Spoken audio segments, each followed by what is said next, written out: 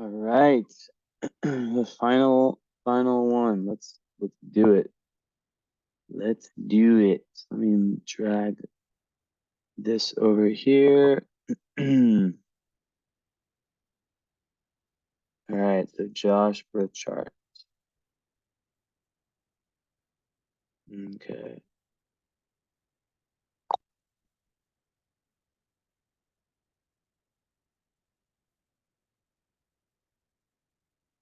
This over here. Okay. Let's share the screen as I do. All right. So what do we have here? Um, mm, mm, mm. I always forget to get my water. So obviously already seen this chart. It was bizarre because for some reason I forgot that you guys got all three. Um, I forgot that that happened. So I ordinarily would have probably, I don't know actually what order I would have done if I would have just done the two natals and then compatibility. Either way, doesn't make that big of a difference, honestly. One sec.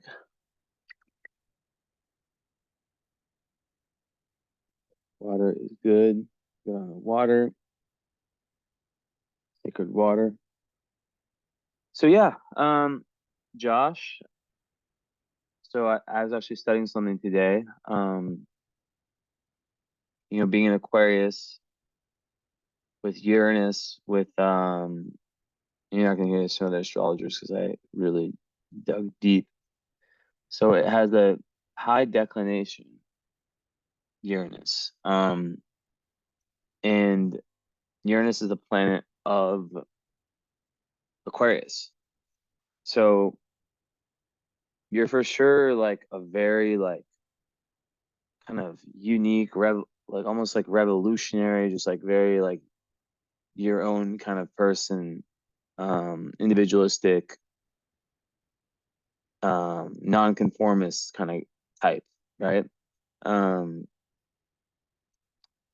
and that's what Aquarius is all about, anyways.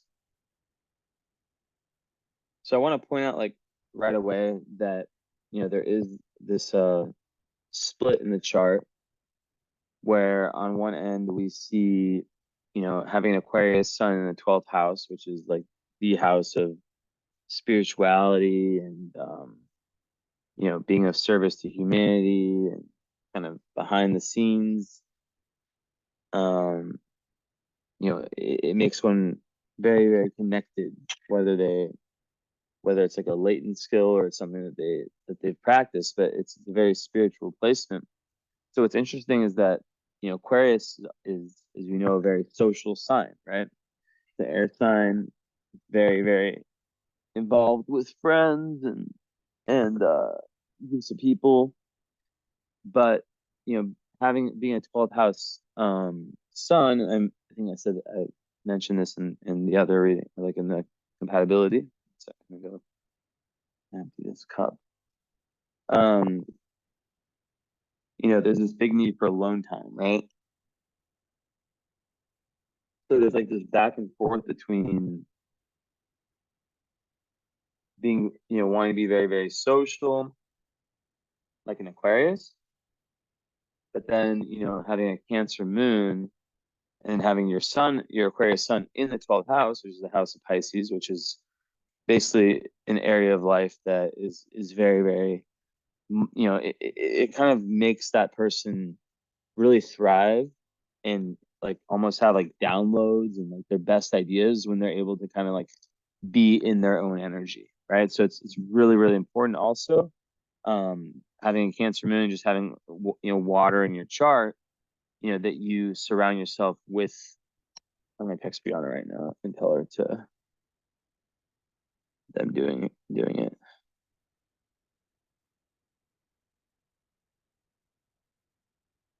One sec.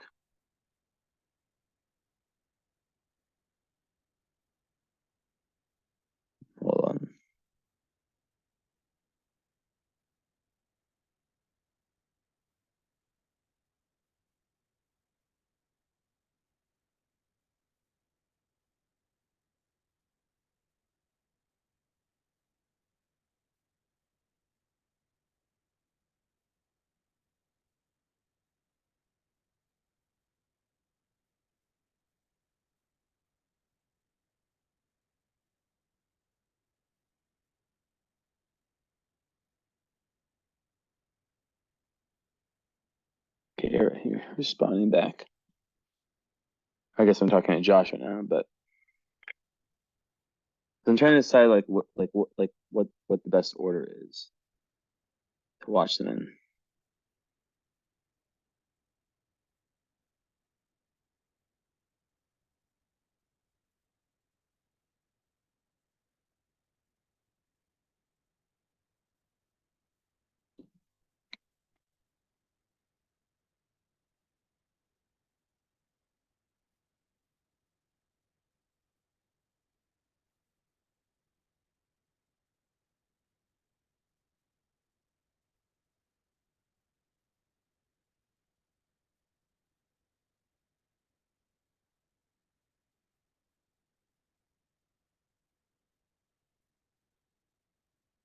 Let's see what she says.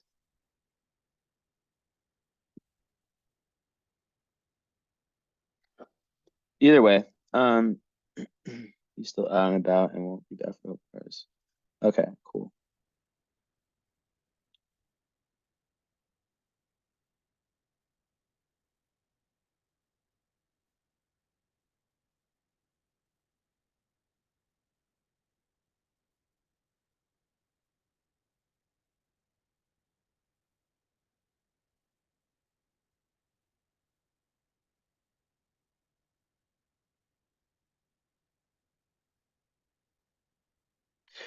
Anyways, I'm just gonna tell you what I'll send it to you right when finished and uploaded, and you can decide on the order. So yeah, there's a huge need for you to really to understand that you'll be more affected by other people's energies than the average person. Hmm. Now, being an Aquarius does really protect you from that. And I think Aquarius 12th house, just Moon in Cancer 20 degrees, it's going to make you very intuitive, naturally kind of intuitive person. Um, a lot of times the Cancer Moon is just a very, very good placement for meeting your own emotional needs, and it will make you quite an emotional person, whether you show it or not. It's known, I don't like saying as the best moon placement, but it's definitely the moon placement that, if you ask like a bunch of people what moon placement would you choose, they'd say Taurus or Cancer. And there's reason for that, because the moon is about emotions, right? Emotions are energy. And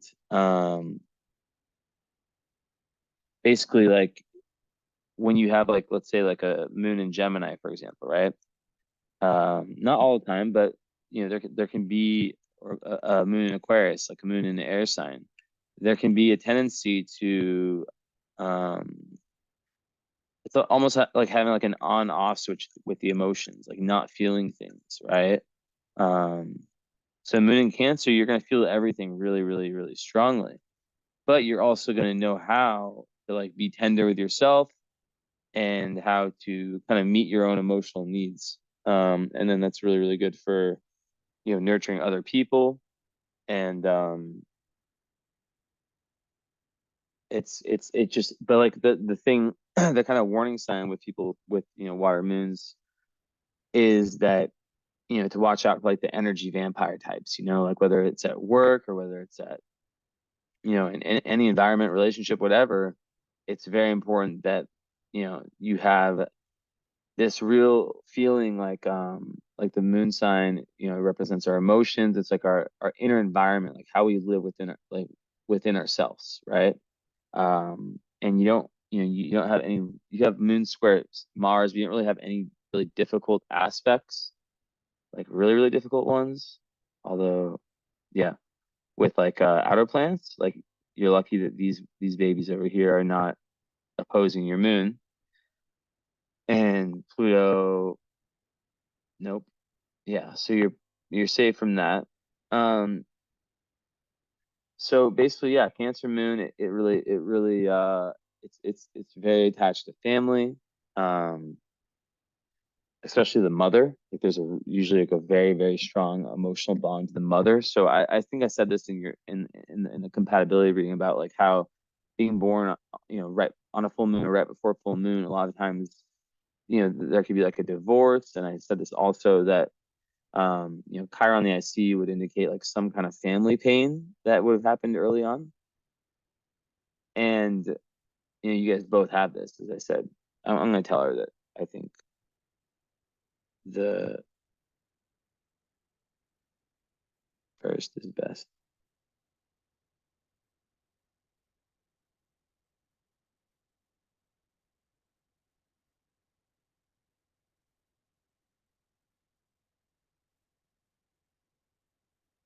One sec.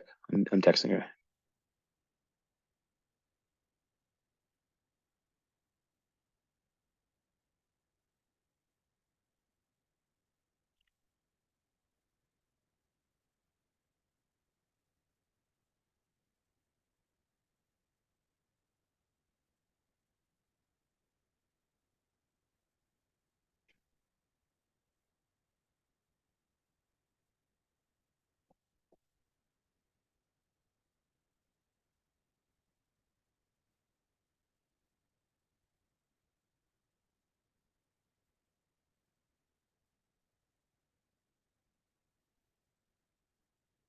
I'm just telling her I think she watched in its natural order.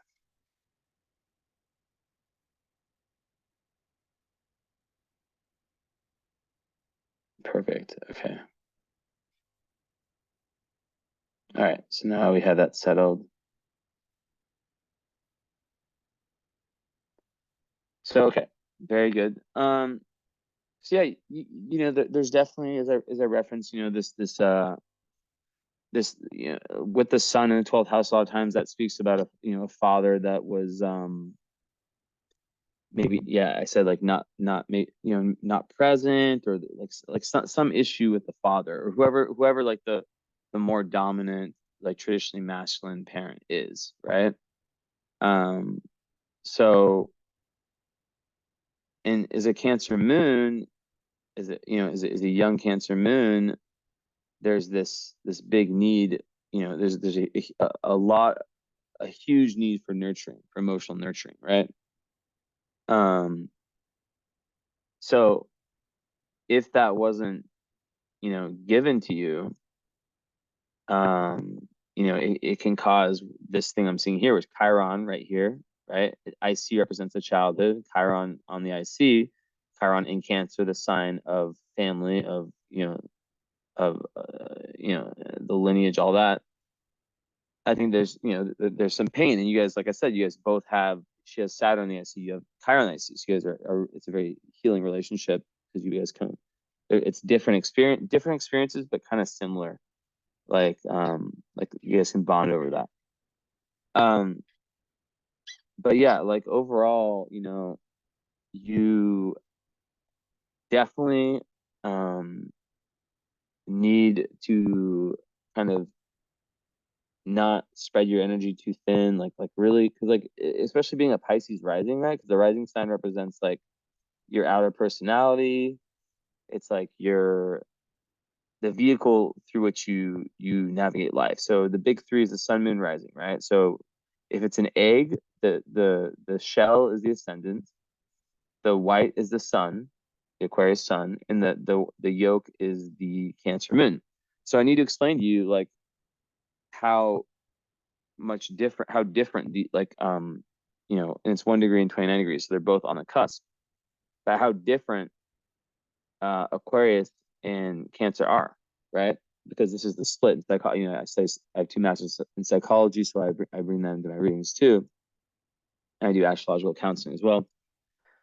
But basically, in this case, this split would likely be around one side that is a lot more detached, very social, still with a need for kind of like alone time. And the Aquarius 12th house, it's like it's very much like, I feel like you're probably like an innovator. um you're probably like, I sense like almost like genius energy, like niche, like some like niche kind of like genius energy, like I don't know, maybe it's like, because Aquarius is about the future, it's about inventions. Um, and 12th house, it can make really really successful people who kind of just like work hard like on their own. Your midheaven is in Sagittarius, so you're going to be very passionate about through your career finding like through your career slash your dharma, like whatever you're doing that's like the big picture of like your existence. There's going to be this big need to have that like reflect and teach you about life, right? Teach you about like the grand truth. I always call it like the three big questions. What um where are we from? Why are we here? Where do we come from? Like there's definitely some spiritual yearnings in this chart, right? Because I said yesterday that um this is funny. I've done like one. This is like my third day in a row of doing one like Brianna's the compatibility. Now yours. Um, but there's this big past life tendency for you to with the seventh house south node, right? Um, and yeah, just follow me. It's like a puzzle, right? So it's like it will all make sense um in the end, right? Or it'll make more and more sense. But I like to go in different angles and kind of go back and forth with different themes I see. But like on a karmic level, right? So I'm a karmic astrologer, so I do it from the lens of reincarnation, past lives, how our soul is trying to grow in different ways, right? And the North Node, which is right here in Pisces, in the first house, it's in South Node is like kind of like the been there, done that in past lives in Virgo. It indicates what I said yesterday about like this kind of almost past life conditioning, right? Like where you were very much like in the here and now. In like there's a tendency to be like that, to be like the worker, to be like the person that you know is responsible and dutiful, and even it's very serviceful. Um, but also Juno there, it's like there's a need for you, like you also have like a big past life tendency to kind of be too relationship focused. And that's not to say, because my friend was telling me this earlier about a different chart. I was like, no, like people who have South Node in the seventh house, it's not that they're not supposed to be in relationships. No, it's that they're supposed to find relationships that that help them move towards their North Node, right? The North Node in Pisces, North Node represents like the karmic, metaphoric mountain never climbed in past lives. So first house Pisces is um Pisces is all about like connection to the divine, just that innate feeling of trusting, of trusting. It's not just like saying like I believe in this, I believe in that. It's like really going out and finding that within within yourself, or just in general. So um Pisces is the last sign, it's the most spiritual sign, so there's a huge spiritual push in this lifetime, but it's in the first house.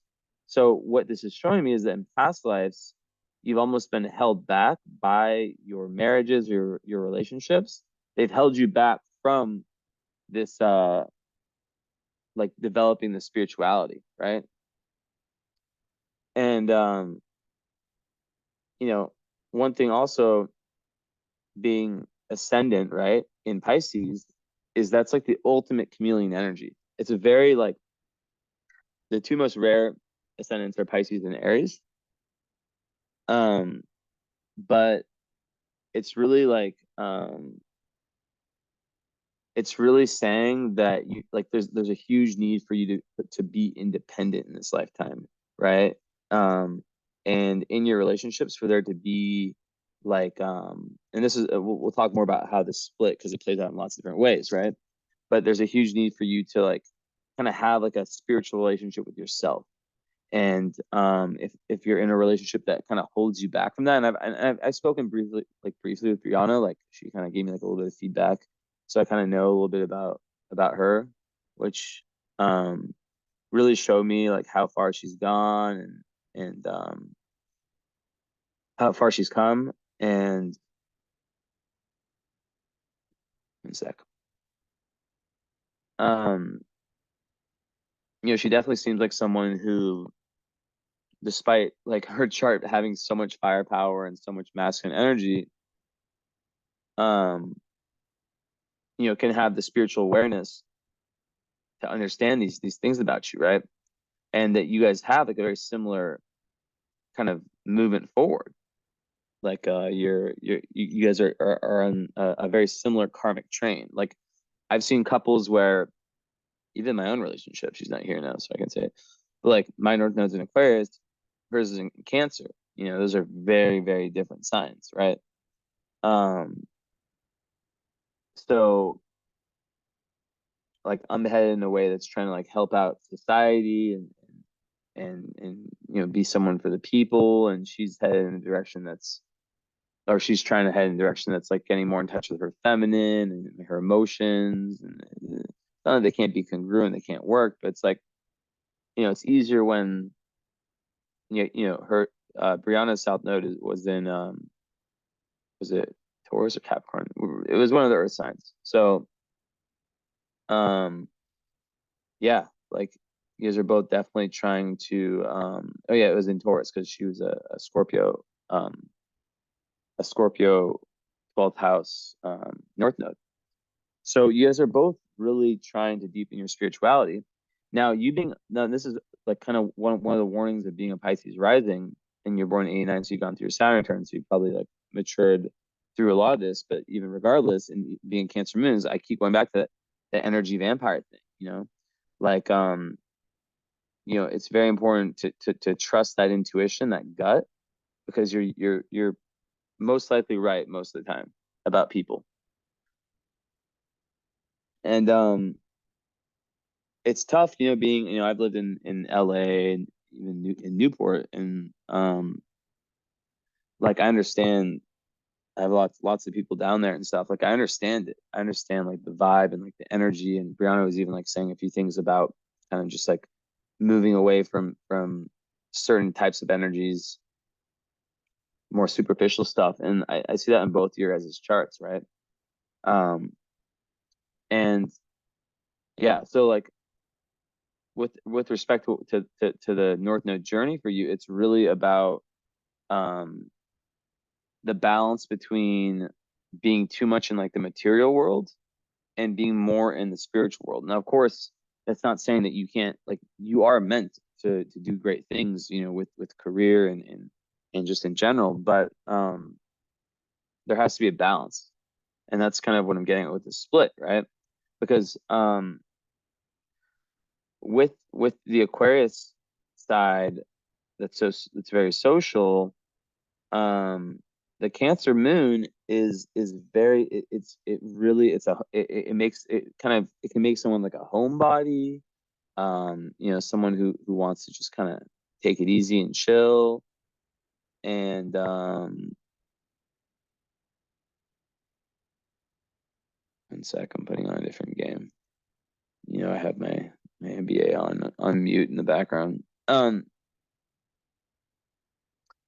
But yeah, so like it definitely, and also like it makes someone a Cancer moon, like they need their partner to be able to be there for them, and to like their needs. Like, and I said this so many times, here as compatibility, like because you'll probably, I don't have her chart like pulled up, but like you'll probably be like naturally more like sensitive than Brianna, and Brianna can have tendencies from her natal chart, that is, to be a little bit impulsive. I know that she's done so much work on that, so that's amazing. Remember that I didn't say this yet, but like astrology is literally like the hand you were dealt, right?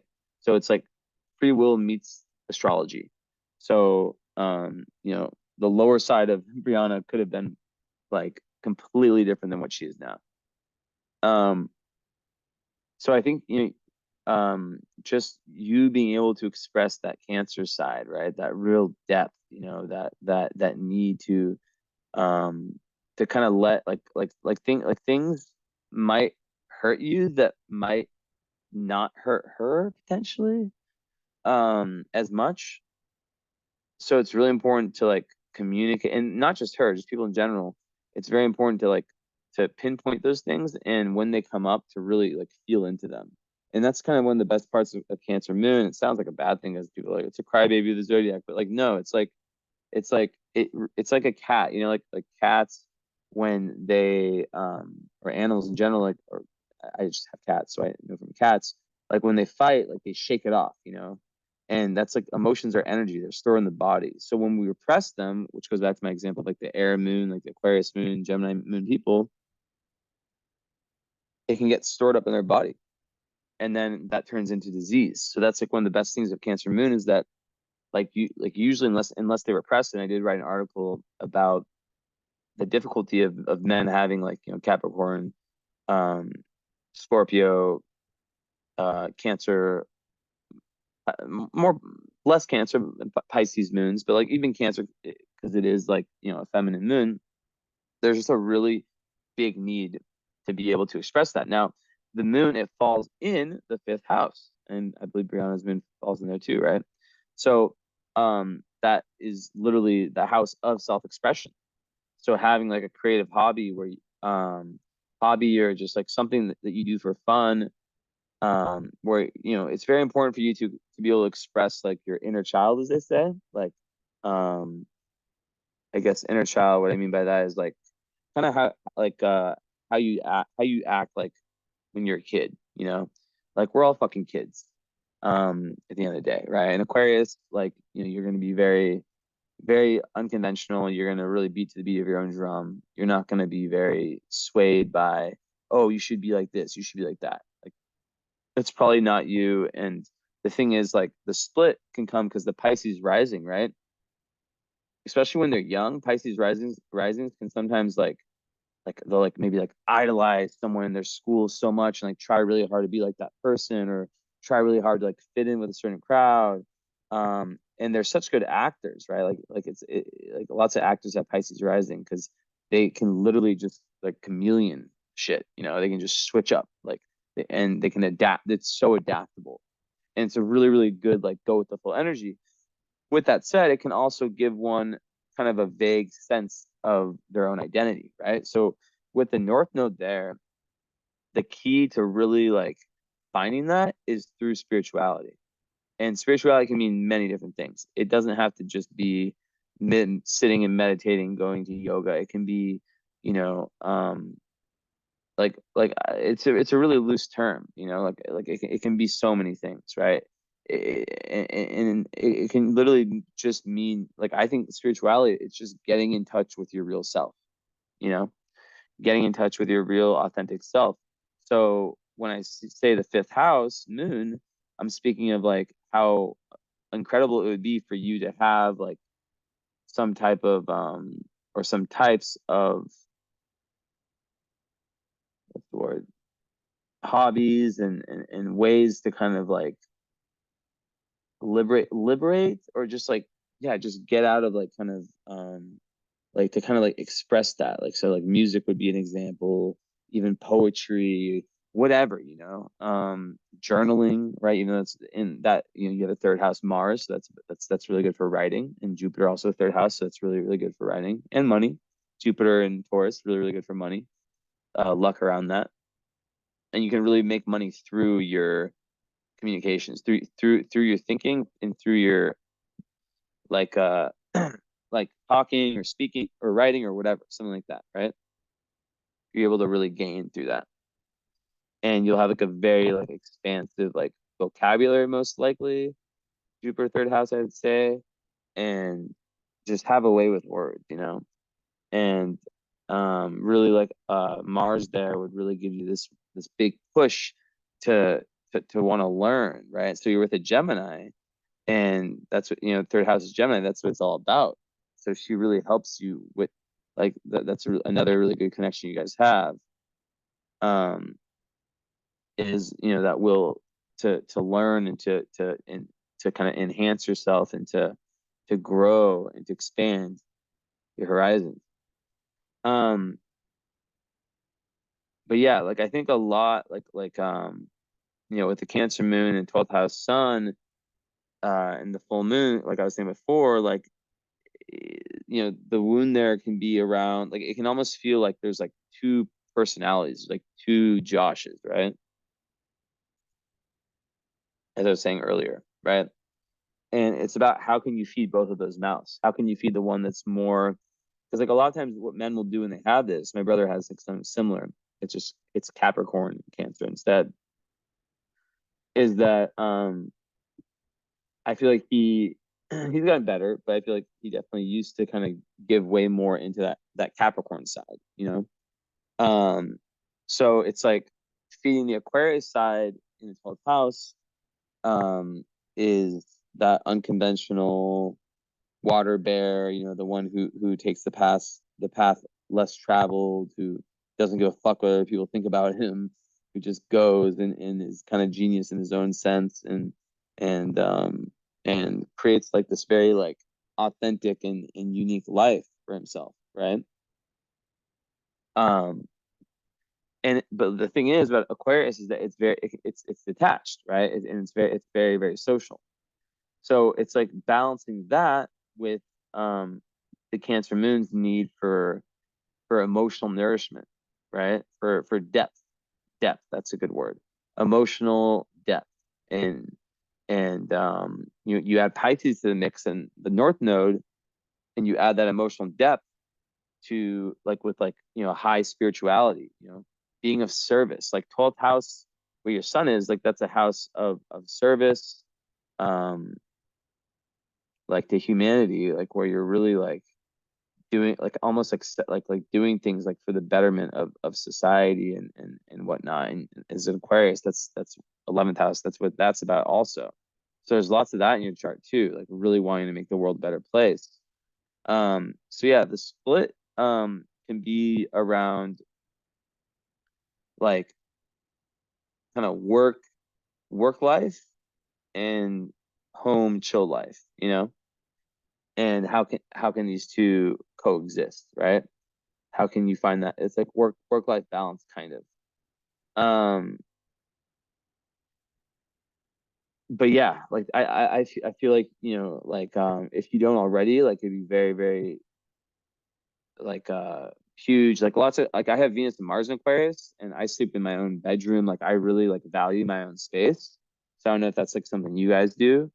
I feel like that's like the like honestly, I feel like I'm like I always say this, I'm not gonna do it, but like I feel like I already wrote one book, but I was like my second book will like literally be like called like the Aquarian Relationship, maybe a better name. But just like speaking about how so many breakups happen, in my opinion, because um like there's too much closeness, right? Because like in the second reading, I talked about your guys' composite, right? Like the chart that's created when you guys come together. Um, so when people are too entangled, they start to lose their natal chart, which is themselves. And that's actually a tendency of yours with the South Node in the seventh house. So it's really important for you to in your relationship to have space, to have maybe your own little like area that you can just chill in. And because like you're probably like a deep thinker and a very like very gifted in lots of ways. And if you're like, I'm like that too, right? So it's like for me, I need my own area, right, of work, of leisure, of whatever it is, to be like my best ideas come when I'm alone. Like if I'm constantly like if my girlfriend was constantly like around me, like I wouldn't fucking have like these ideas. I wouldn't have this ability to like just sit still in silence and things just come to me. And that's very Aquarian, like what you have. So yeah, that's important. But then with the Cancer moon, it goes back to like that wound, right? That early wound. And you might need to like be babied, a little bit by your girl. Um, hope you guys aren't laughing right now. But I don't mean that like in a demasculating way. I mean just like emotionally nourished, right? Um, and it's really important that that like she like because like as a Pisces rising, it's like you're definitely like it's a way like the chart at least it's way more shy than her chart. Um, even if you're an Aquarius, right? A lot more reserved. Um, but then the Aquarius kind of saves you and makes you able to really like be social and whatnot. But yeah, I just think that like the trap is around people and around people, places, environments, and how a Pisces rising person can like boundaries is a huge thing, right? Like especially when young, like lack boundaries and lack like kind of like lack the ability to say no, um, and lack the ability to like when there's like these really strong energies, like especially like if they're like more negative ones, like not allowing people to like kind of walk over you. And yeah, so like solitude, like times of solitude, especially you have Mercury retrograde natal. So this is huge. Um, this is another like indicator of high intelligence, like how it's placed.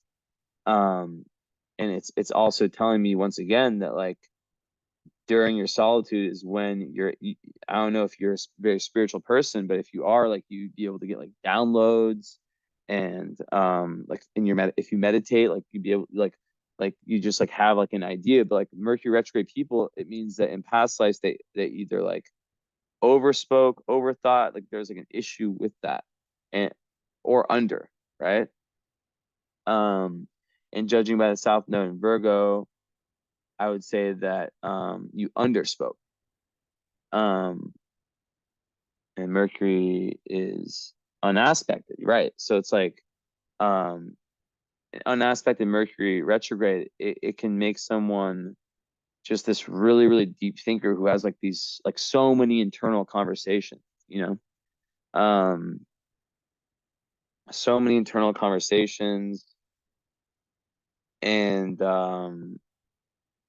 yeah, so it's really, really important to feel that groundedness, to feel that home energy, and that can be a place or it can be a person.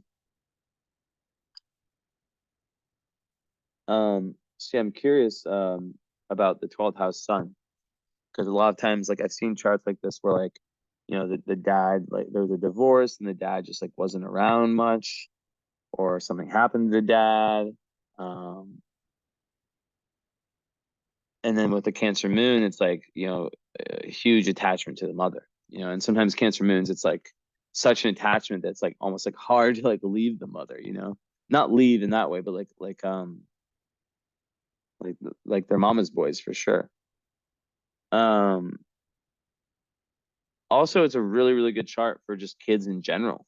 um Moon in the fifth would make someone like have an emotional desire to have kids and to potentially be the parent that maybe and give the nurturing that maybe they didn't fully receive.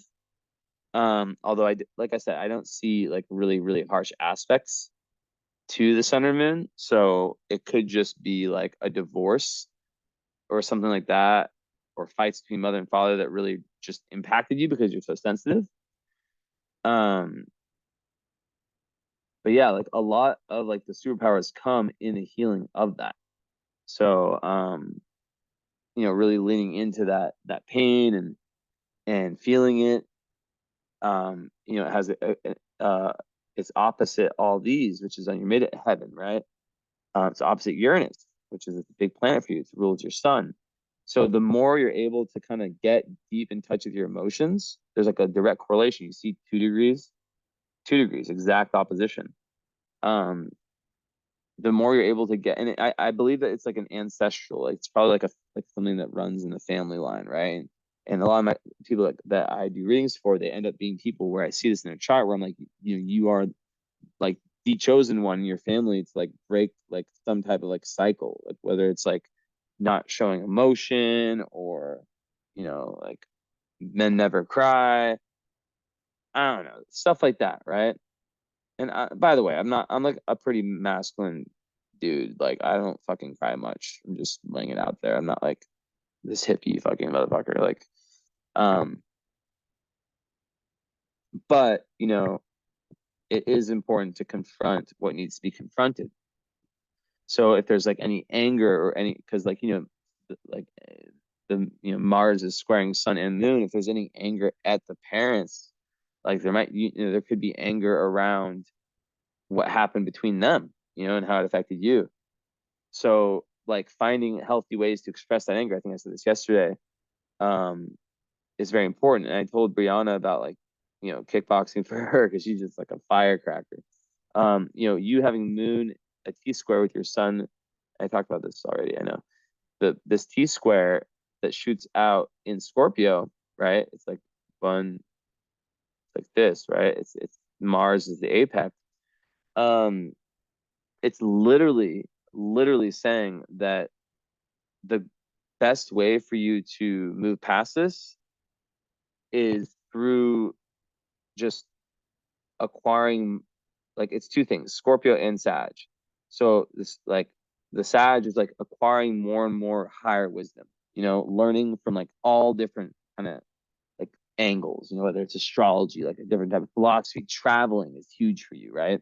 Pluto in the ninth house will give you a big urge to experience other cultures. You'll feel as though you you might, a lot of people with ninth house Pluto's like they sometimes don't feel like that connected to the country they're born in, and they really want to experience other cultures, sometimes even move, um or at least move around.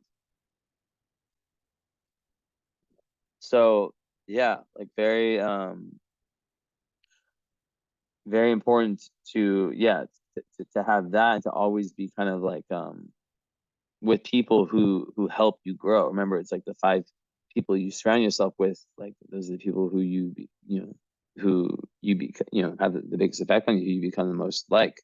So that's so important for you, Josh. Like I'm telling you, like um so moving into this new age astrologically, a lot's going to open up, especially in LA, which is very open to things like astrology and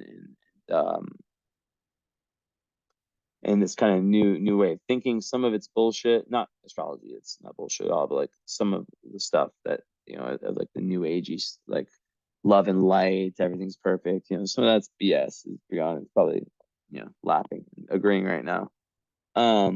But you know, it's about like really using that discernment to understand, okay, what's good and what's not good, Um, and yeah, like I said, like I think that leaning into that, the more you lean into that, and the more you lean into that pain. And remember, I'm speaking as if like I would be telling you this is like your birth chart, so I would be telling you this, like and if you guys do want to do more readings with me, um, like what most people do after they get the natal readings is they do the current astrology reading, right?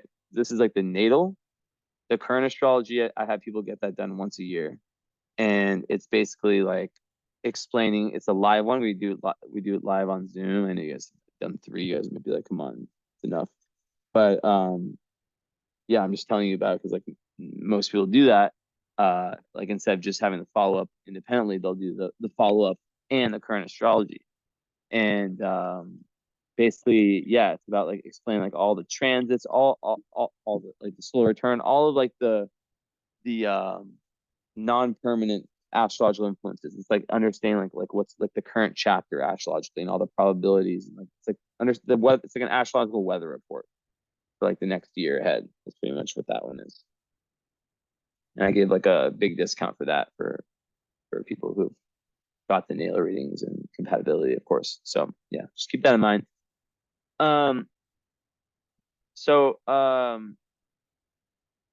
yeah, like really just with the Scorpio part though, that is about death, rebirth, transformation. And it's highly linked to Brianna's chart. Her north node's there. And it's about just really letting go of the people, places, things that are no longer serving you and evolving. um, it's like when you cook and what's the term? Like when you're cooking and the process is like burning off like the unneeded parts of the food or whatever. My vocabulary, unlike yours in English, is going down. But yeah, like it's important to have to do that, right? And the more you do that, the more you just like accept, and it's about surrender. It's really about surrender. Because like a lot of times people who haven't faced these things, like the fear they say in Buddhism, like the fear of the fear is stronger than the fear itself, right? And it's like diving into like cold water. Like once you dive in, you're like it sucks for a second, but then it just gets way easier. Or jumping off a cliff into water, like it's scary the first time, but then it's like it's easier after that. Or I imagine that's how skydiving is, right? I've never done it. So yeah, really like kind of yeah, diving deep into that shadow, into the childhood. And, that's massive. Let's see. But yeah, you guys both have Chiron on an angle, so you guys might both be natural healers, right? Brianna had it on her midheaven, I think. You have it on your IC. So you guys. And I'm not saying that that's like what your job is, your career is meant to be. I mean, who knows? Sagittarius midheavens, they have the ability to switch careers, or to have like two careers at once. Like it's very multifaceted, multi-talented. But yeah, just like through your own healing process, you're able to heal people around you, right? Whether it's your kids, fifth house, right? If you get future kids, or if you have kids, I don't know. I don't think you guys have kids. Um, but just that whole process is so important. But yeah, it's really nice because you don't have any hard aspect. You see, it would be like in this box, and it'd be red. There's none. So good on that. Makes for an easier chart, but also like the hardest aspect is the sun opposite moon. And yeah, so really for you, it's like, there's been more of a masculine pull through lifetimes. And it's this lifetime, it's about getting in touch with the feminine, pretty much. Getting in touch with the feminine, and not being like necessarily like super feminine, but just like being an integrated man. As Carl Jung always talked about, uh the anima and the animus, about just the idea that men have a tendency to um borrow their feminine side from the woman they marry, while men while women have a tendency to borrow their masculine side from the men they marry. And really the idea is about integrating, um for both of you, integrating both sides. And I think that, like, yeah, fifth house, like whether it's children or some creative hobby, it doesn't have to be something like that anyone knows about. It could literally be your own thing, you know. Painting, I don't fucking know, anything, right?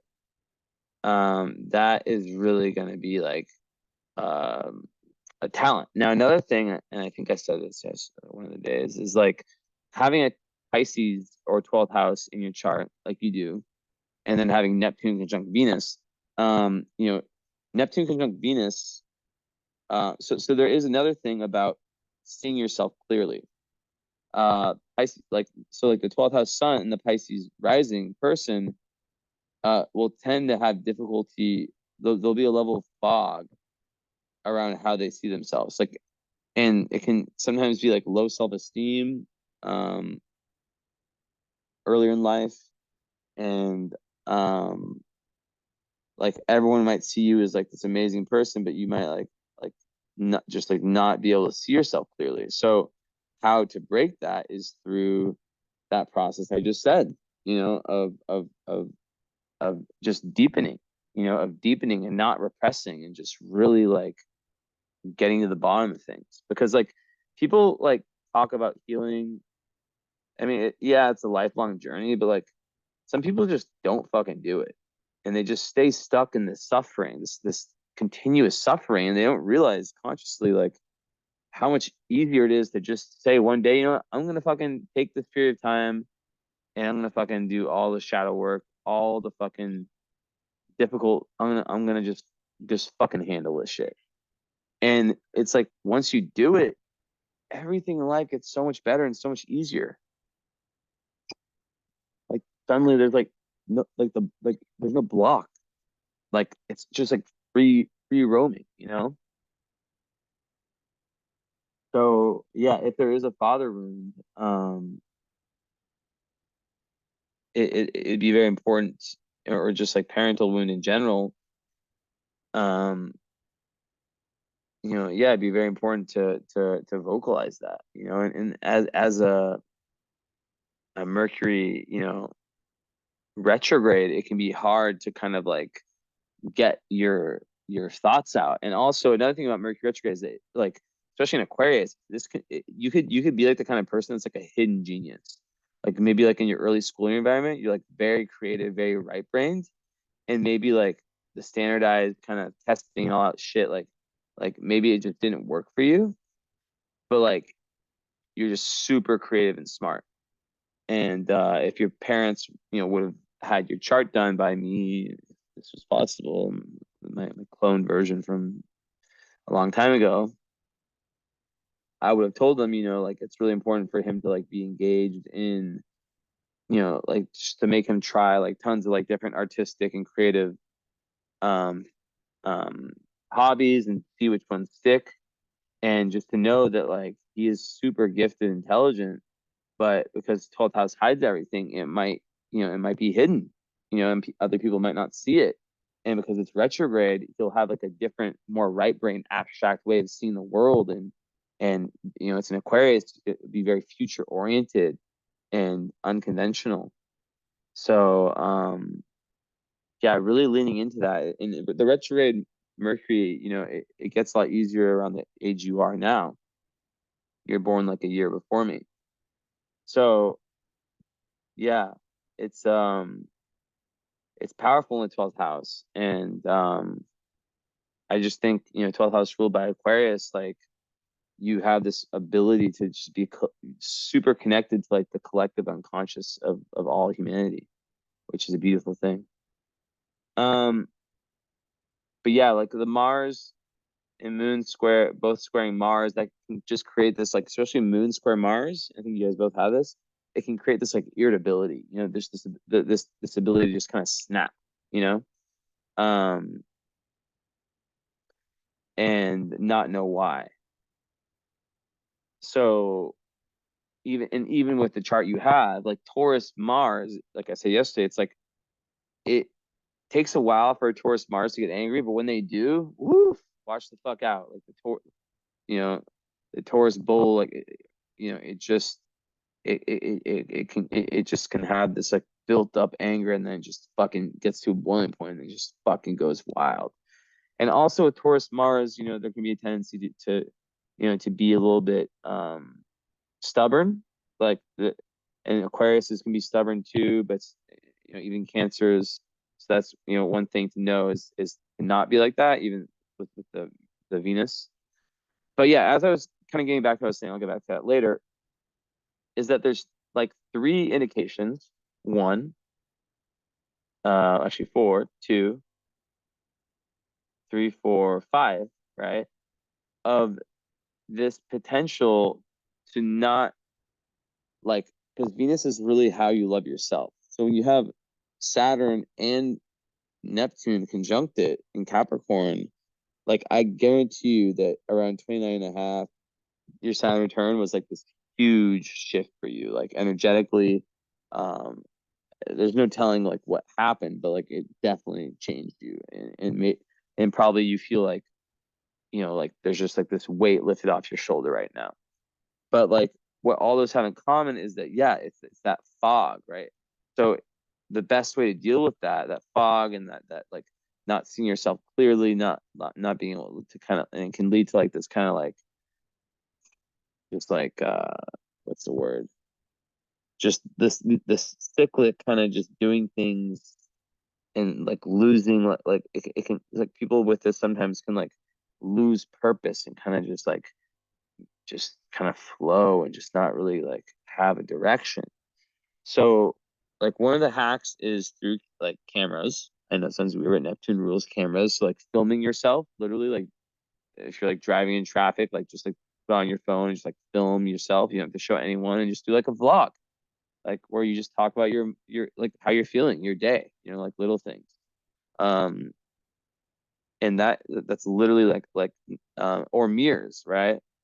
Um like it's really, really good for this energy. And it will help you get more in touch with yourself and help everything in the chart. Um, what's really interesting though is that the Mercury's unaspected in its retrograde. So, um, hmm, yeah, I think it's actually that yeah, you definitely didn't say enough. Like there's times in past lives where you were like supposed to speak up and you didn't.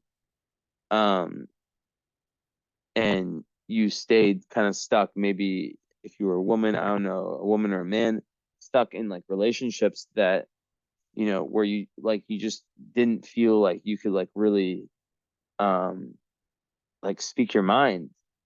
So in this life, it's super important for you to find that throat chakra, that voice, and find, creative methods to express it. Um, but yeah, with the Venus and the Neptune,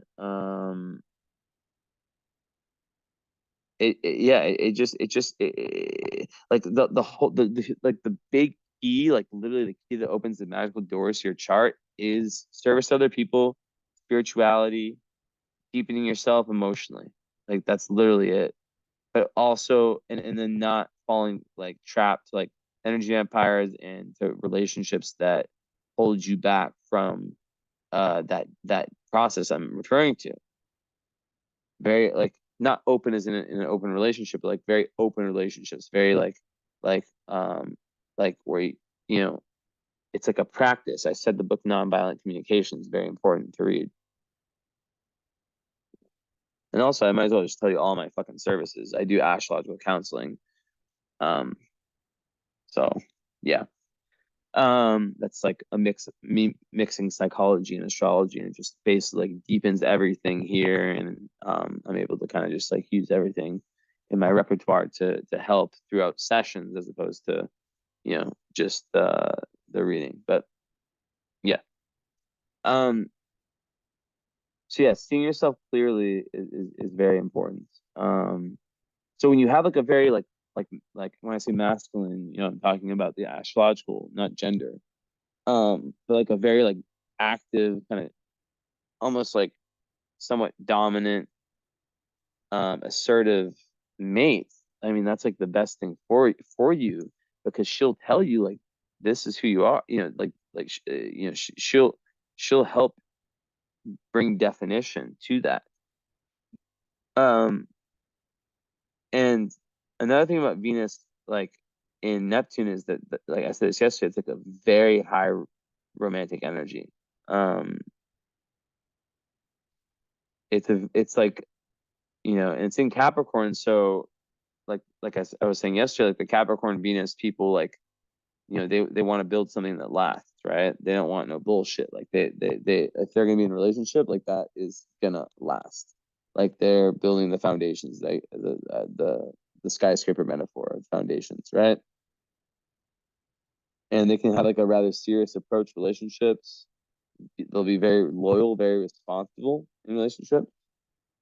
But the good ones only come once they've seen past the illusions of what they are not.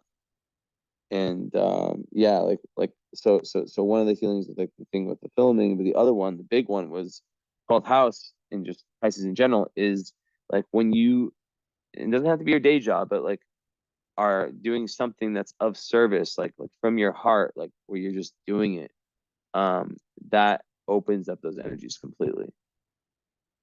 It's like a astrological hack. 12th house people, 12th house Pisces is like um to do it for the we, not the I. Almost like making sacrifices, right? And going out of your way. But it can't be like with an intent to be like, okay, if I do this, it's gonna help me in this way. It has to come from the heart. It's better to not do anything than to do something that's forced and that's like for that has like an end goal in mind, you know? So yeah, just something to know. Um, yeah, it's like Venus conjunct Neptune. This is another amazing create like one of the best aspects for creativity. It means that like Venus, which is like your ability to and I believe that because Saturn's there, that like after Saturn turn, like a lot opened up for you creatively. Um, but yeah, it really means that you're able to like Venus is like, let's say you're a painter, right? Venus would be the, you know, the hands, the brush, right? Um, the actions, like the actual creative process of creating. While Neptune is the inspiration behind it. So the fact that they're conjunct means that they're connected. So that's just like amazing for being able to have like connect your inspiration, your dreams, and all that stuff to your actual values and whether it's your art or also just your values, because Venus is what you value. So Venus in Capricorn tends to value. So there is definitely a part of you that's very like that likes financial security and also emotional security. Um, but it's balanced out with this part that likes spiritual security and spiritual growth. So yeah, and then like Saturn on Venus and Neptune, both of them, like that it just would have like added to what I've been saying about um like lots of like kind of difficulties. Like your main, and this is interesting timing because like your main relationships, the most important ones, wouldn't come until after your Saturn return, if there's Saturn and Venus, which has happened already. Um and mm,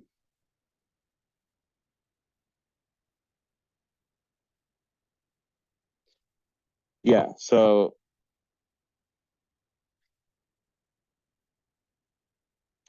also like Capricorn Venus, like I spoke yesterday about like the glue, right? So you have this like in relationships, this real ability to kind of to stick through like when things get tough, to not quit.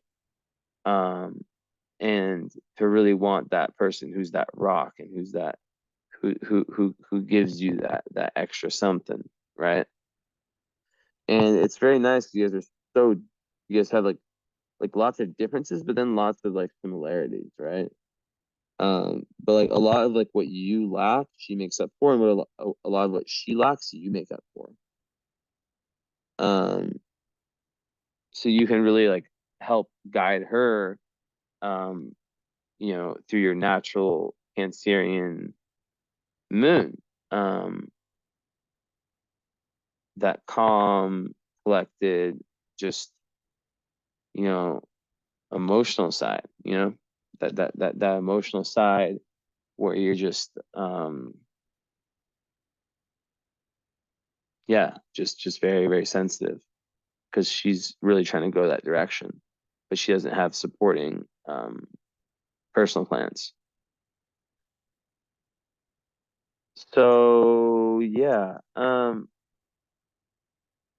and then like Mercury in the 12th house, literally like it can be like you can be like a channel, like you can literally like lots of channelers have that, and people who are able to take things from like the quote unquote other side, and or like let's say like very like advanced spiritual jargon or like talk, and put it into like very human words, right?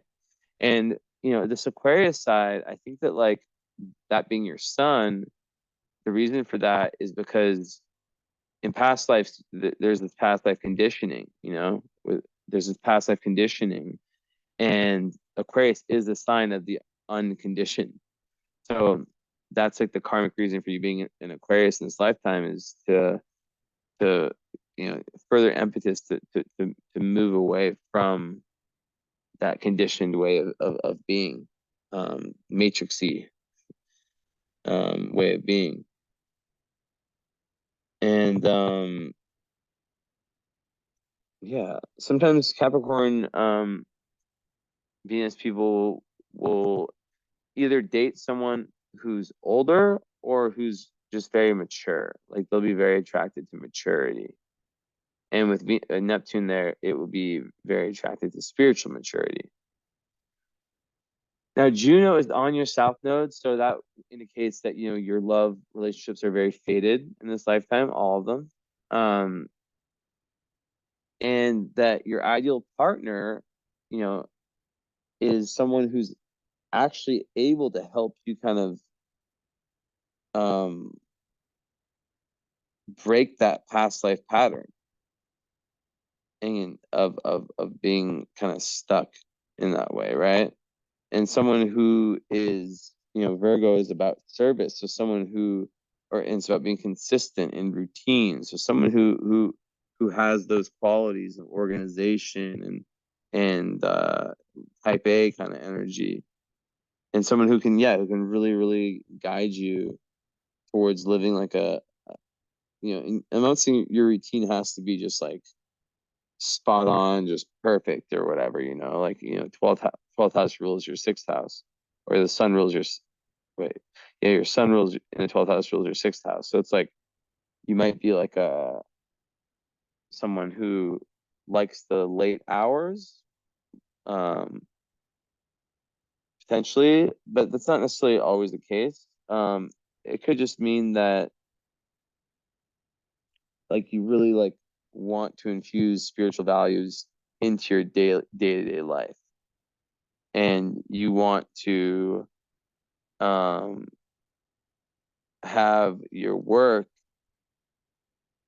which like I said, Aquarius, technology, anything that's like the future, like I think of like startups, or um like an idea that no one's had, or like pushing something forward, like that pushing something forward that like in a completely new way, it's very innovative, that's the word. But yeah, it's really about like finding that courage, and really like positioning yourself socially to not be held back by other people.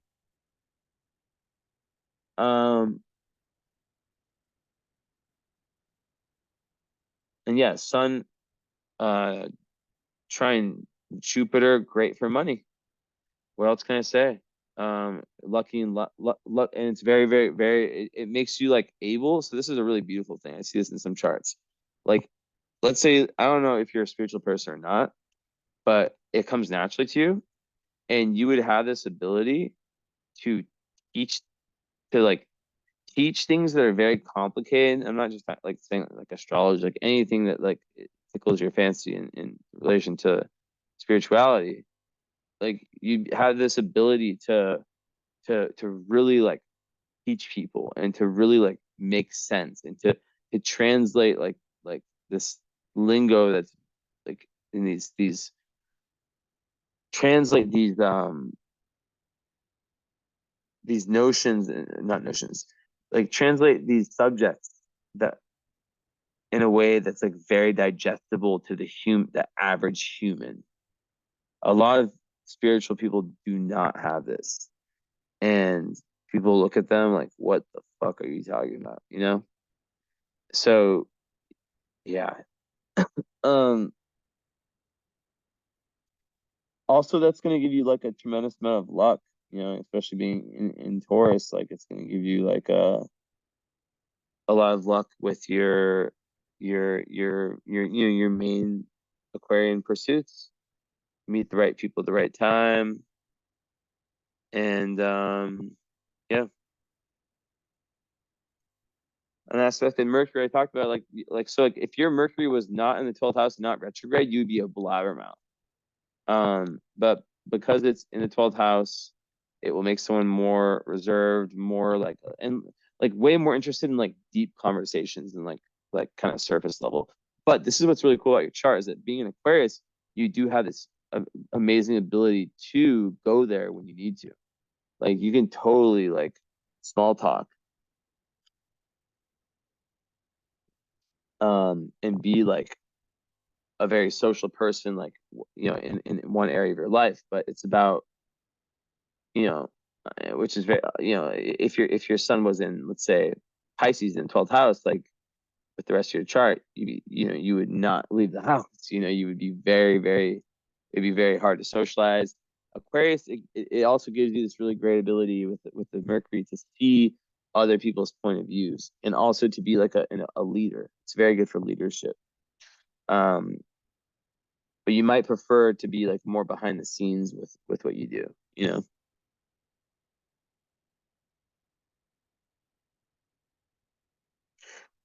So yeah, like I think the Mercury retrograde lesson is that like it pushes one inward, one's like kind of cognitive process inward, and so that they like in the first part of their life are analyzing like how should I come across, how should I talk, how should I think, um, and at this point now it's yeah, it's really pushing you away from that Virgo path. Um, because like the Virgo South Node can be like someone who's just like very like where there's like in past life, like where like how Virgos can be like OCD and anxious, but that when you're like OCD and anxious, you're like you're you're not with the divine, you're not connected to that force, you're not looking at the big picture, right? And that's what that Jupiter on your trine your sun also does, is that it really helps you see the big picture of life. So that's another big thing. Um, and yeah, Venus in the 11th, with all those planets in the 11th, that's going to make groups in organizations, like friendships, friend groups, but also like and I really see this one playing out, like major life goals, like really like the most massive life goals that maybe you need to collaborate with other people to complete because they're so big. Venus there is going to give you lots of luck. Oh, luck is more Jupiter, but like lots of like enhancement and high potential for success and like high manifestation powers in whatever those goals are. And it's going to make you well seen and popular. Although, having Saturn 11th house, which I think is a good thing in your chart, um, it can make someone a little like very picky with who they let in, which is very actually good for you. Um, and they would rather have like a few really good friends than like a bunch of like, you could have acquaintances and people that like you work with and this, that, and the third. But in terms of like really, because like you're so sensitive with the Cancer moon, like, and what can happen with Cancer moons and cancers in general is that once they get hurt, it's the metaphor of the crab that falls back into its shell once it's hurt, and then it's afraid to trust and to be vulnerable. So, um, yeah, very important to yeah to be a part of groups, organizations, and that really support this individualistic process. And yeah, Uranus and Neptune in the 11th is like literally like the same thing. It's like you'll like to be parts, you'll like your friends to kind of be eccentric and different, maybe even spiritual, you really want them to to you really want them to add to your Aquarian nature, to your goals. Like, and it's that, and that kind of comes with a split of, like Brianna was saying in the messages she sent me, like about moving away from kind of like that LA scene. And there's so many scenes in LA, but like, that more like, because you will outgrow people. I said this to Brianna too. You guys have the same thing with your North and Water, is that, the goal is to outgrow people. What can happen sometimes when you outgrow someone, especially it's so hard as men, right? Um, is that let's say you have like a homie from when you were like younger, right? And he hasn't changed at all, and you're changing a lot, but he's still relating to the old you, right? Um, so I just got a headache in my third eye. One sec.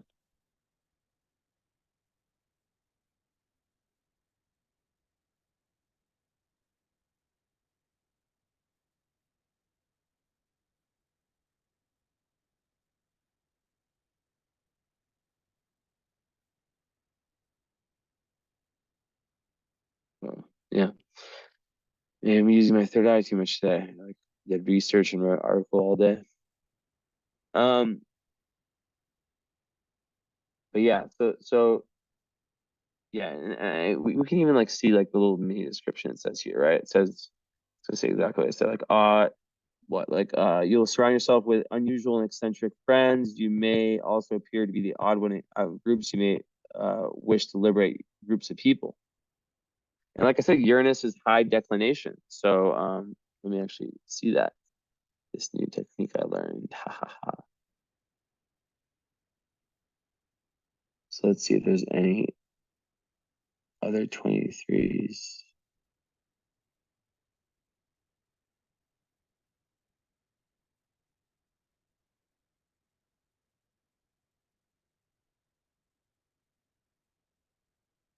Okay, so it stops.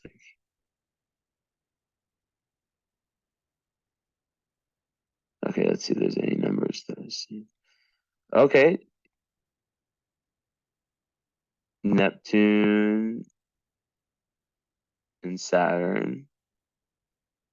But those are already conjunct anyway, so it doesn't really matter. Yeah, they're like right on each other. But any of these ones?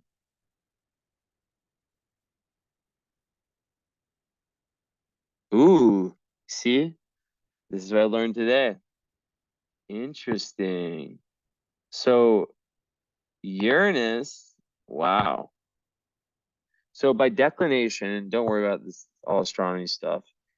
So you see here that Uranus is at 23 and your moon is at 23, right outside the range of being what's it called? I wrote down. I just want to say it's called out of bounds planets. So your only out of bounds planet is Uranus, which makes you like extra like, I want to be my own person. I want to be revolutionary. I want to do things my own way, and rebel, very rebellious. Now, the fact that's at the same declination of as the moon is very, very significant. Let me see if there's any other ones. And also Saturn and Venus. Well, yeah, but they're conjunct anyways, so whatever. Um, 18 to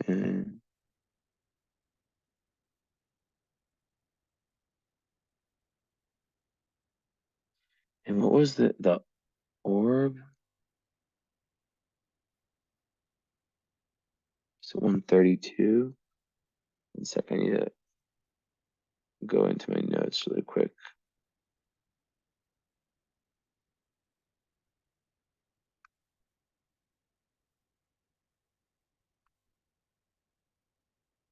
Okay, so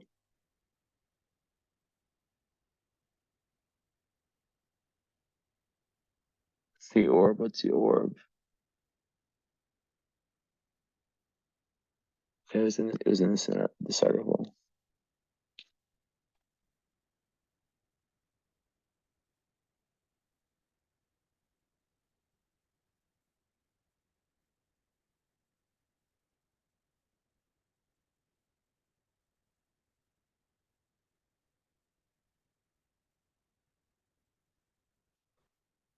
Not here.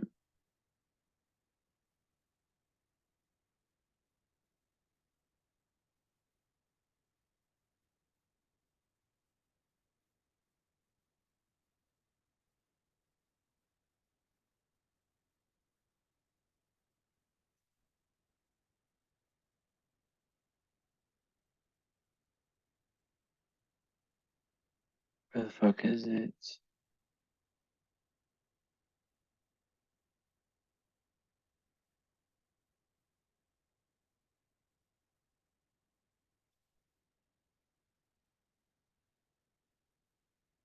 Okay.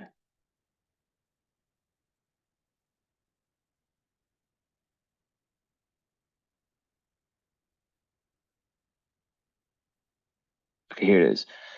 That are much simpler declination of two planets are close to each other by value and are both either north or south. It's parallel. The usual practice orb is 1 degree. It's always the same, no matter which planet. Blah, some schools increase it to 1.12. So it's 1 or 1.12. Okay. So now I know. So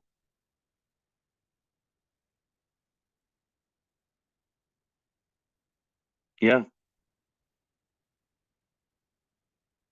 no, wait, that wasn't the one. It was 1829. No, so it would be just outside the orb because it would have to be 17, right? Yeah, it'd have to be like it'd have to be 19, 20, 29 or like 1940. It's 1947.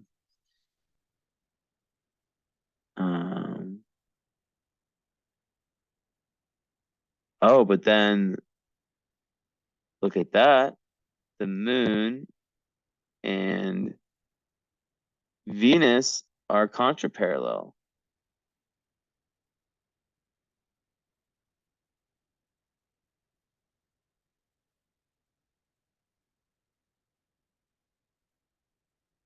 Can't see shit. I hate bright. My eyes are like hurting. Yeah, it's so much better. Brightness is like full on. I'm like staring at my computer. So, okay, so really what we have here is the moon and Venus in a contraparallel aspect, which is kind of like a opposition, but there's a connection between them. So that literally speaks to what I was saying. But they're opposite anyways, though. Wait, no, they're not. Moon and sun are. So moon and Venus, um, so that would speak to this Capricorn side, right? Um, 'Cause it's like this. It's like there's like the 360-degree ecliptic, right? And the moon's here, 29 degrees.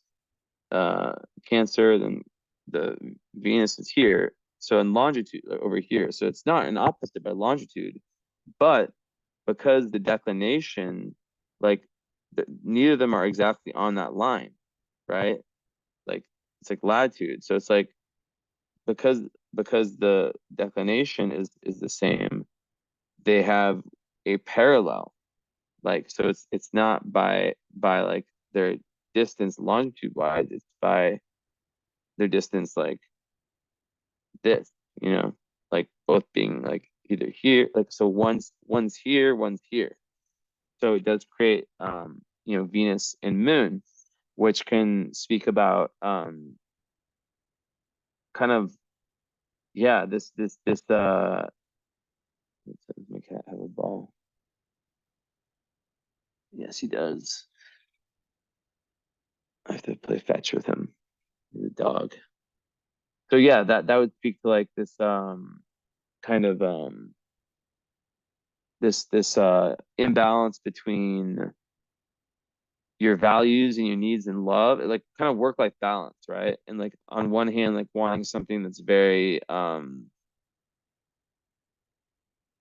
like traditional, but then like yeah, I think it's more about values, honestly. It's like one part of you like yeah, it's literally that. It's literally like the battle between like the masculine, like kind of work hard part of you, and then like the feminine part. And I need to kind of integrate the two, right? Which has come up a lot, right? With any sun moon opposition, I don't care what the signs are, like you have it's a big need to integrate feminine and masculine, like major need, and to not ignore one of them. So to understand what your Cancer moon is asking about you from you, and what your sun in Aquarius. And then I would do further homework into that. Like there's like you could literally search sun in Aquarius, moon in Cancer, and like um just like and or you could like find like what the highest manifestation of Aquarius is and what the highest manifestation of Cancer is, right? Because the lower Cancer can be like crybaby, victimization. Lower Aquarius can be being like very aloof, which you're not going to be, obviously. But yeah, okay. Moving on. So that house, it's ruled by Saturn. So and Saturn's in the house. So I think that like your big picture goals, like there's probably projects that uh, like life work that you're passionate about and you really attack with this way, but you can't like with that aspect of saying that contra parallel is saying is that you can't be too far into the work life. Like you have to have a very solid like work life balance, like spiritual, emotional, and then what you do for a living. There has to be that balance. And then it goes back to, and I'll share again, it goes back to the whole, you know, Chiron on the IC. And I need to fix like, pain, inner pain. Okay. So moving forward, yeah, so like the seventh house is filled with like with points. So, vertex in Black and Lilith, on the ascendant, basically like, you like through your relationships when they're solid in the highest energy of Virgo, where it's like, you're very responsible, there's lots of duty, it's helping you with your balance out all like the mental health, physical health, spiritual health, all those different kinds of health. Like when you're doing that, that's the best, right? um One sec.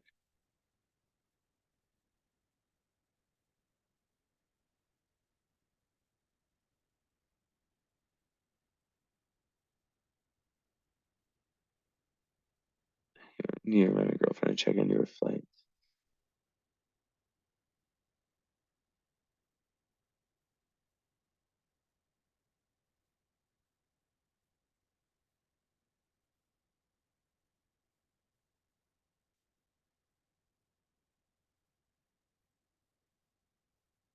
1 second.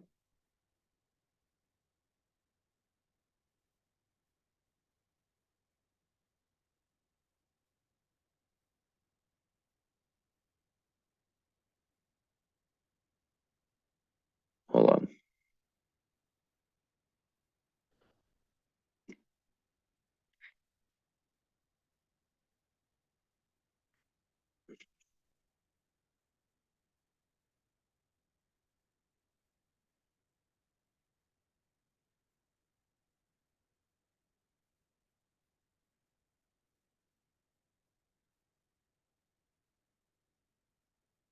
1 second. Sorry. I have to respond to this.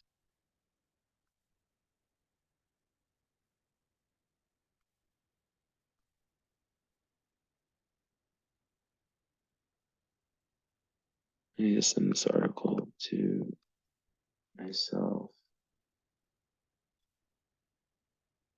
Maybe I'll just be on camera for. My eyes kind of look fucked up. guess I only slept 6 hours last night. Um, so a little pause here. My computer's been fucking tripping. What the fuck? Dell XPS. I refuse to buy Apple. Very Uranus of me. Okay. Okay, it is done. So yeah, 1 second.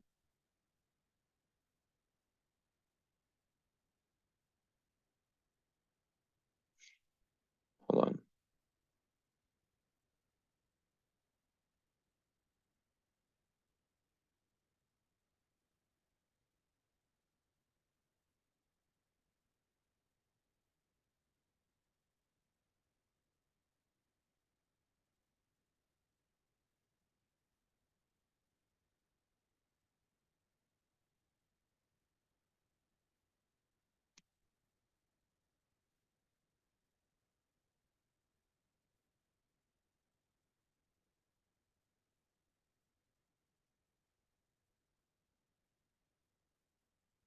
Okay. So yeah. Um yeah, so powerful money energy. Jupiter in Taurus, I think that the money karma is very good. Um but you're also like this very persistent um like searcher of truth. Um and yeah, it gives them like a very strong desire for abundance, which the Mars in Taurus also does the same thing. It's like a strong, like very strong personal desire. It's also very sexual.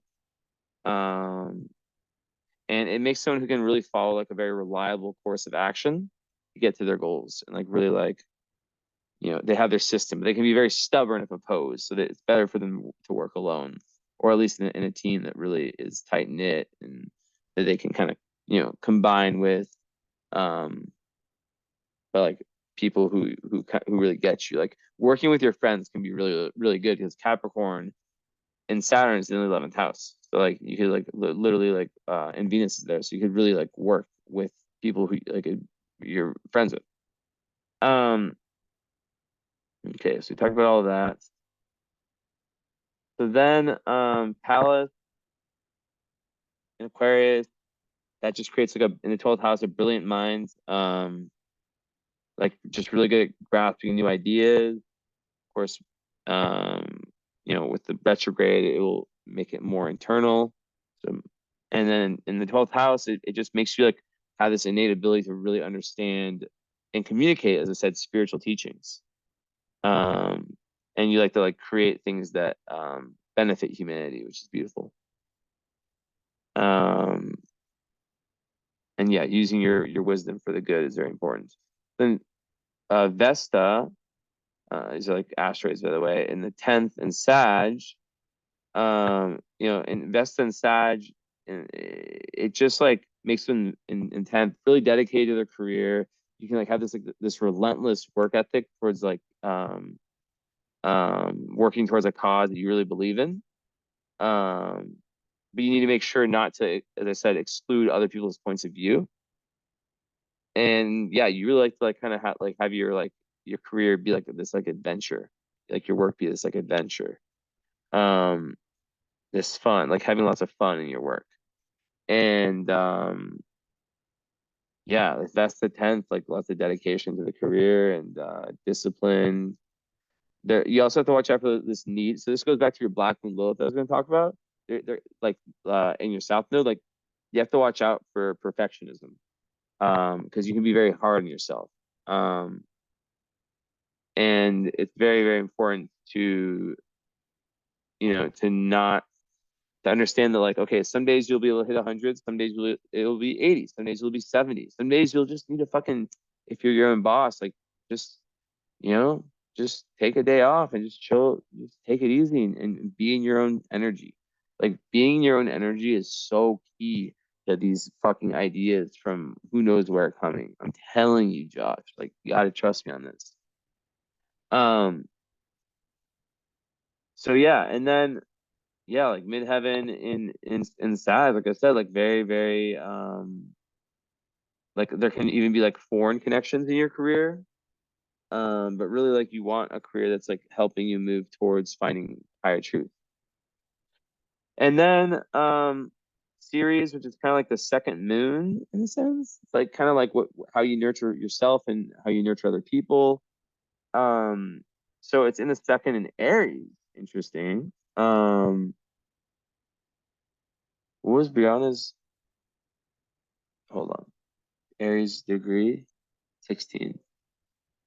But still, that's a really good connection. I don't know. I think I probably talked about that in your guys' comp reading, but yeah, like series in the sec or in Aries, you really feel like cared for when people give you space to be independent, right? As of you see how it all connects. Um, and you also like believe that the best way for caring and like to care for other people is to just be like be direct and tell them the truth. And you'll really suffer, as I said many times, if you feel like dominated or caged in relationships or just in general in work or whatever. And second house, that makes them very generous usually with their possessions and money. Like caring for the people close to them. Um, I mean, like I don't know shit about you, but I know that like your girl wanted astrology readings. I have no idea if you're interested in astrology at all, and you just said yes, and that's like a very noble thing to trust her in that way, if that's the case. But something tells me that astrology is like something that it just will come so naturally to you. Um, and also, yeah, I mean, come on, let's be real. Like second house, like okay, so your Venus, which rules spending, is in Cap, so that will make you better with spending. Although Net and its Saturn conjuncts it, so but then Neptune also conjuncts it. So it's interesting. So there can be this back and forth between like really liking to kind of pamper yourself, but then also being more restraintful around that, right? But Neptune conjunct or Venus conjunct Neptune will actually make you like to spend money on like spiritual things. I don't know, things that can like help you in that sense, whatever it is, right? Um, and yeah, and it's important to not become like too attached to material things, which is like your South Node. So Black Moon Lilith in is kind of like your self-defeating behavior. Um, it only comes out at your lowest vibe. It's in the seventh house in Virgo, literally. Like, what else can I say? It's like when you're being overly critical, actually, it's a little bit different actually. When you're being overly critical of yourself, which then gets projected onto your partner, um, and all like feeling like you have to live up to other people's high standards to feel like and like the whole perfectionism thing, like I said before. And pushing yourself too hard. So the work-life balance. So yeah. And you can like have this like some people with this can have this like they accomplished one amazing thing and then it's not enough. Then they raise the bar and they just continuously raise the bar. And it's like just like enjoying the journey, not the destination. And sometimes Black and Lilith is just like, it can make someone who's not never satisfied when it comes to their major relationships. So you know, hmm, yeah, like it just comes back to like understanding that no one's perfect. And there's one aspect actually in your guys' composite that I looked more into today, Aphrodite on the sun, which like makes I think Josh almost like idolize Brianna like a celebrity, like that kind of idealization. And it was in Gemini, yeah. So it was Josh's Aphrodite on her sun. So that's just when see I'm kind of adding things. So I'm happy I did it in this order. Um, Edix, where's your ball?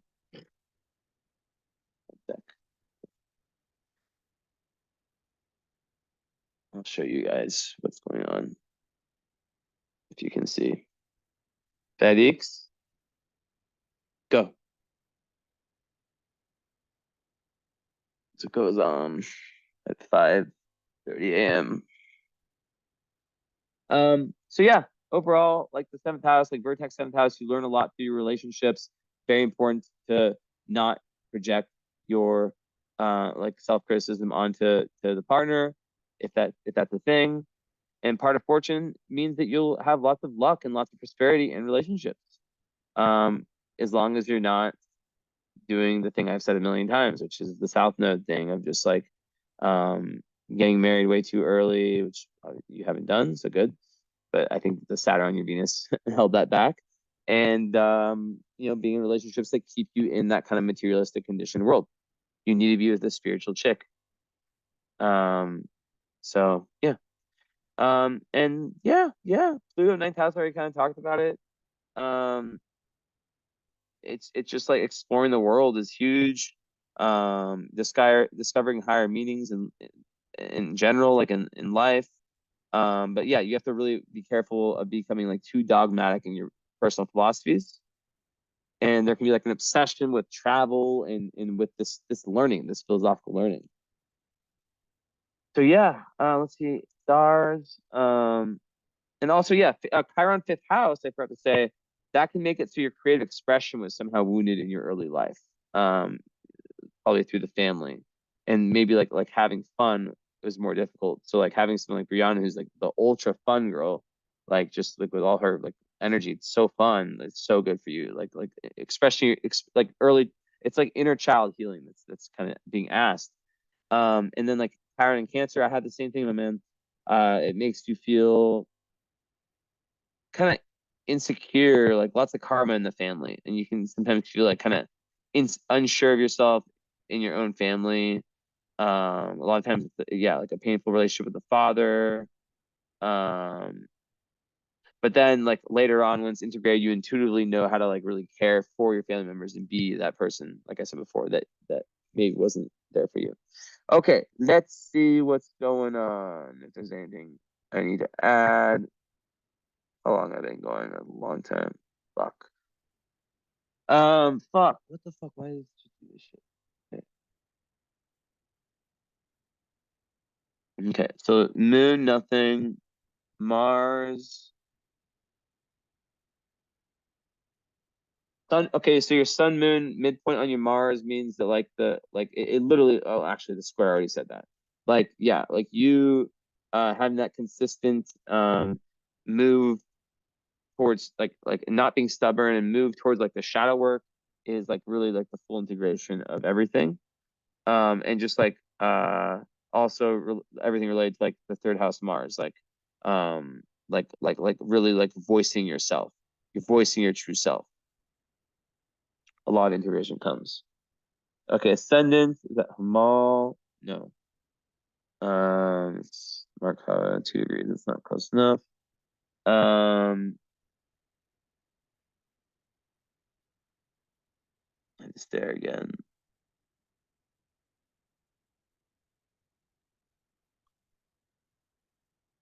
Ooh, yeah, Beetlejuice on your IC, another really good one for money. Um, nice, nice. And then,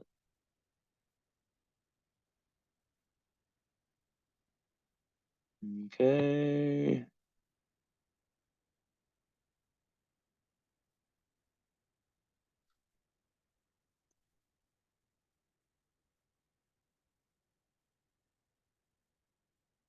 So Sappho's close to Pluto. Interesting. Sappho is well, how close? I need like literally stare at this. It's 12:08 and 14:59. So actually it's kind of out of range. But regardless, like Sappho and Pluto together, like, or is that no, that's Sappho. So it's definitely out of range. Okay, so you're good, you're good, you're good, you're good, you're good. You are good. But that would have been about like abuse, like physical abuse as a kid. Um, Oh shit, I didn't even fucking realize this. You have the galactic center on your midheaven. Um, wow. And then you have, okay,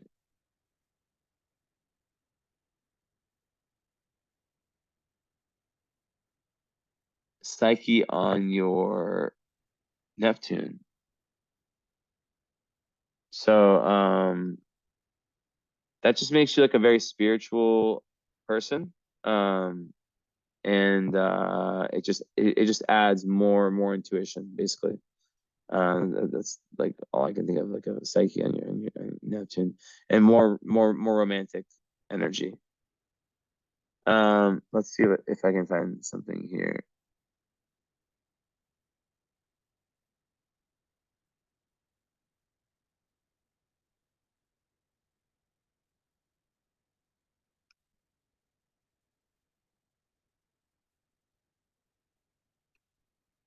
Hold on. So hard to find information about. Like the galactic center is, it's like literally like a black hole, right? So it's like if your midheaven's there, you can just be really fascinated by the esoteric, and it's yeah, it's just like a very supercharged, and it just can like bring lots of like downloads, and let me see.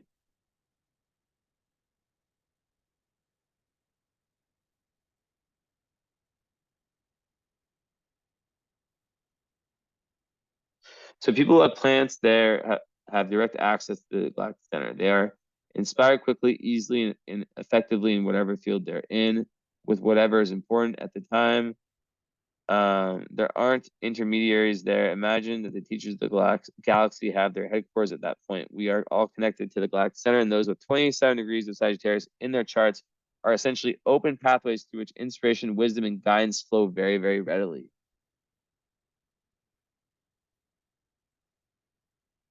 So yeah, really good for teaching.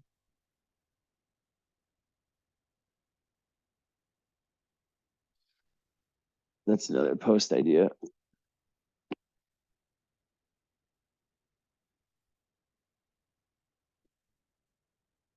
I like posting about stuff that I have to kind of like research.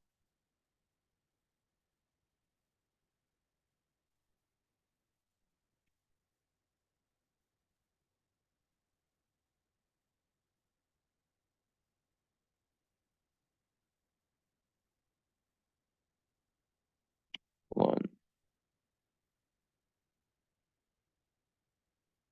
So, yeah, I mean, it's pretty much, let's see if there's anything else to say.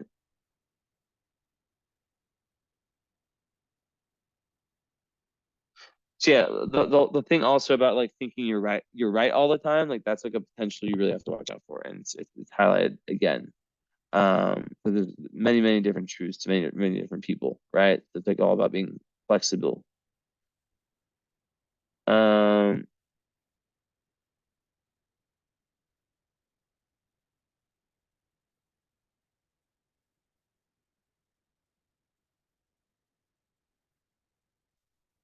it says people who are not ready to utilize this energy usually wouldn't be having their chart read anyways. Potential that there can be intimidate that, so it can be like, okay, so it says it's like a interview. It's like, Nicole, the potential that there can be intimidating to the ego. You said humble too. Have you seen people who have some arrogance when they have a plant in the GC? Yes, because one of the challenges for Sagittarius is that it thinks it's completely right all the time. This is one of the downsides of Sag. It can function in a way of looking down at everybody, or that it only has one truth. The humility is when one says, "This is what is coming through me," rather than saying, "I'm right and you all must listen." So it's like really like all about downloads too. So have you seen both reaction to people with a planet conjunct this? Yeah, I already said this. Most people I talk to who have this energy are trying to grapple with it. So what I'm doing is trying to help them have a sense of what it is and how large it is. People who are not ready to understand, utilize that energy usually would be having their chart read.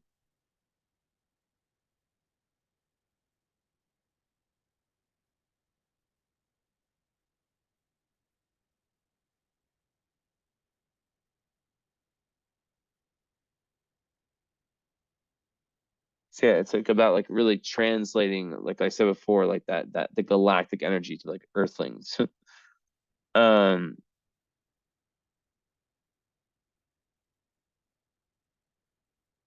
oh, and then here it is. It's showing us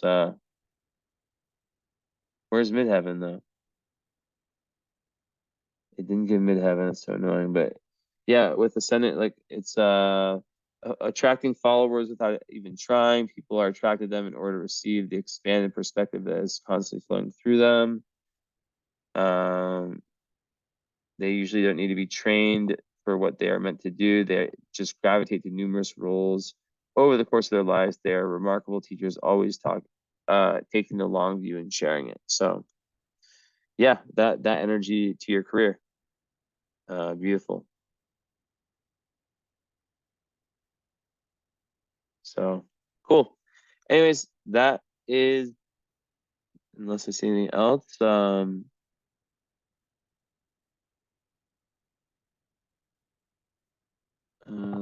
actually look at Mark Hab and see what the orb is. 150, so it's kind of like just out of it. So yeah, cool. Well, really long reading. Hope you enjoyed. So as I said, guys, I know it's been a lot of readings. If you're interested, just let me know, like what most people do, or even if just Brianna's interested. I don't know, Josh, like if you're like, what you're like, how much you're into astrology. I have no idea anything about you. But yeah, what a lot of people do next is, and like I said, like I do astrological counseling also. Like the whole idea there is, um, it's just like using psychology and astrology together to go further and to, to, to just take, like for example, let's say there's an issue with the family stuff, right? Like I would be like pulling charts of like the father, the mother, like I like really like comparing the lived experience with the astrology and using the psychology to help heal. And I offer packages for those. They're very affordable. Um, but yeah, like what I was gonna say is really what it's all about, or no, really what I was meant to say is that wow, it is darker than something. Oh, sorry, with the brightness on. What I was gonna say is that yeah, most people, so like this is like the book of your life, right? Like each of your natal readings. Most people, what they do is that they get a current astrology reading. So that one's completely different. We would schedule a time, meet live on Zoom. It would start with like a follow up, like of the natal chart, like the first hour, which has already been paid for. Um, and then 2 hours usually of explaining the current astrology, right? Explaining, like for example, like you could have like oh shit, yeah, Josh literally has Pluto opposite his fucking moon right now. That's like literally, some people call it the hardest transit in all of astrology. I just fucking realized that because he's a 29-degree Cancer moon. So he's probably, damn, that's a tough one. Wow. Um, Lots of power struggles, lots of real and like internal intensity, but it's like forcing this like death rebirth transformation, and it's very very karmic, and not a lot of people actually go through that because Pluto moves so slowly. And by March, it'll be out, but it'll come back in. So yeah, it's definitely like a transit like that can literally make someone feel for like a long period of time like a completely different person. I have Neptune square moon, so Josh, we're kind of in the same, somewhat in the same bubble, but yeah. So yeah, if any of you guys are interested, or both or one in that one, yeah, I give it a very very much reduced price. And like I said, it's a live reading. We'd set it up like as soon as my nearest scheduling date would be. Um, and yeah, it's a good like chance to talk live and to um we have the follow up anyways, right? But like it's just a great addition to that. Um, and it's like the current chapter, and I just have all of these different techniques that are completely different than this that help you kind of like know how to navigate like the coming year. What is this? I fucking shaved. It's not herpes. I swear, I swear, I swear. So cool. Thank you so much. I'll talk to you guys later and let me know about that other reading. And then regardless, it was a pleasure. And also regardless, um, you guys do have the follow-up also, which is a separate session. So if you want to just do the follow-up, let me know. If you want to do the follow-up and also do, one or two current astrology readings, let me know. I prefer to do those live. They can be recorded, but I prefer them live because, yeah, it's just better. Although, like, yeah, I can do a recorded version, if like Josh is super busy or something like that and he wants one.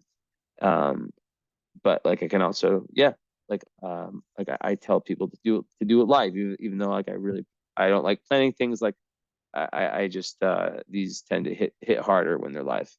So cool. All right, thanks so much. I'll talk to you guys later.